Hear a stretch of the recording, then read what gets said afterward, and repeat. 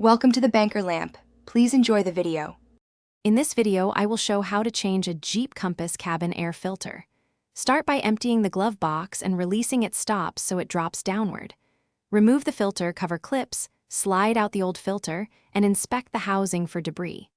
Take note of the airflow arrow on the new filter before installing. Reassemble the cover, lift the glove box back into position, and test the vents for improved airflow. Let's prepare step by step with a friendly tone so you feel confident.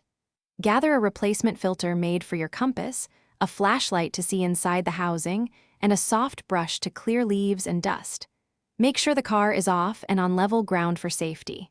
Have a tray for small clips and clips removed from the glove box, so reassembly is quick and clean. Now follow the physical steps at a steady pace so you don't miss anything. Open and empty the glove box, squeeze the sides to clear the stops, and lower it for access.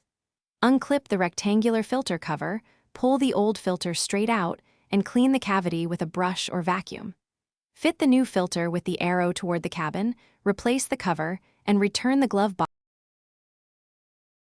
Thanks for watching. If this was helpful, leave a like and consider subscribing. See you next time.